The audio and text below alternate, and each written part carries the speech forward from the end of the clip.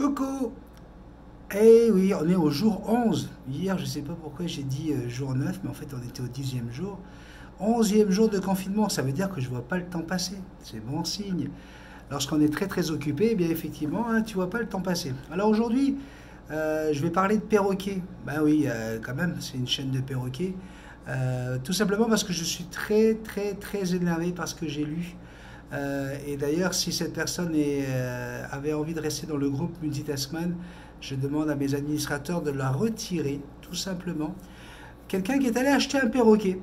Et voilà, donc il va dans une animalerie, et il trouve un perroquet. Imaginez cet animal qui est enfermé dans une animalerie, qui se dit, tiens, j'ai un maître, quelqu'un qui va me donner de l'amour. Et il se trouve que cette personne décide aujourd'hui de demander si elle peut échanger son perroquet avec un autre perroquet, pour une raison quand même qui est assez intéressante, c'est parce qu'il ne parle pas.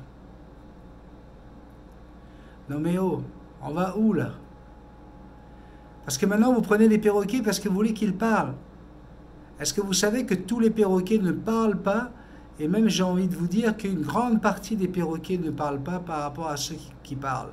Et même un gris d'Afrique, même un Amazone à double frange jaune peut ne pas parler du tout. Mais est-ce que vous allez chercher un perroquet pour en faire un moulin à paroles? Non, là, moi, je suis hors de moi là quand je vois ça, et je l'ai déjà dit hein, dans des vidéos, on ne prend pas un perroquet pour qu'il parle. On prend un perroquet parce que c'est un animal de compagnie qui a des émotions. Regardez, moi, j'ai un Arachleuroptère, ce n'est pas le meilleur parleur. D'accord? Jackson dit que quelques mots, mais elle a toutes les expressions, elle a tout le comportement gestuel, son regard qui fait que voilà, je comprends exactement ce qu'elle veut dire et je comprends surtout qu'elle me comprend. Mais c'est comme si que vous avez un enfant qui est muet et vous vous dites, bah tiens, ça y est, là, je vais voir si je peux pas l'échanger avec les gamins de la voisine. Et c'est quand même incroyable. Alors, il y a beaucoup de gens qui disent que les gris d'Afrique sont les plus intelligents. Non, non, non. Ce sont des perroquets qui apprennent plus que les autres à refaire des bruits.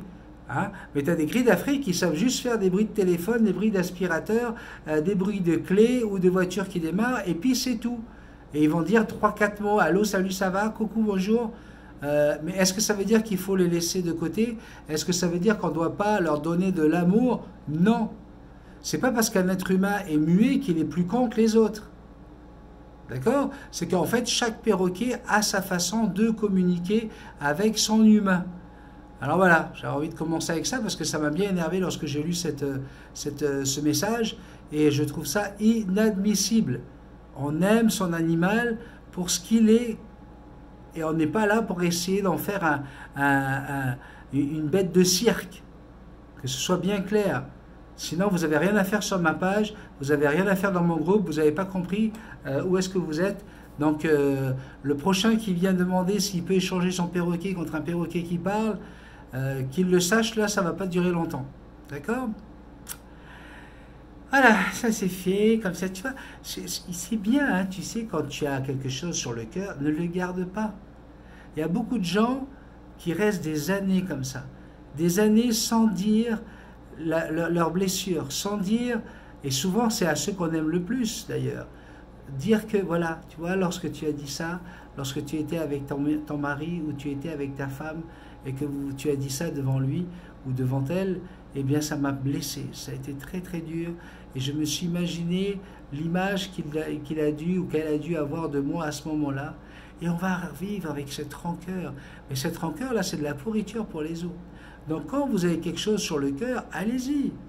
Vous êtes nombreux à dire que je suis gentil, que j'ai une belle personne, que j'ai beaucoup d'amour. Ben, je pense que oui, mais ça ne m'empêche pas, lorsque je suis fâché, lorsque j'ai envie de dire quelque chose, ben, de le dire.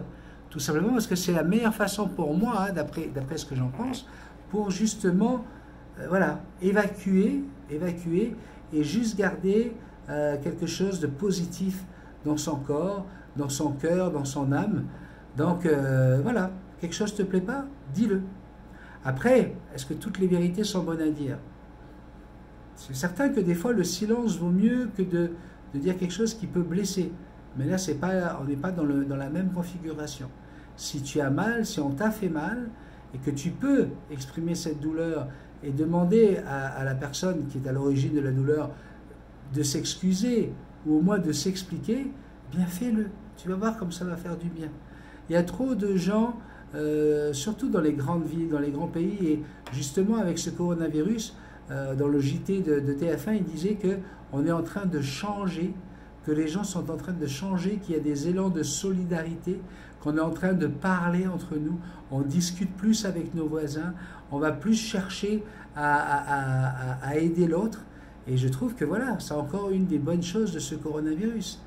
Parce que oui, ce coronavirus fait du mal, mais je pense qu'il nous fait du bien en tant que société. D'accord?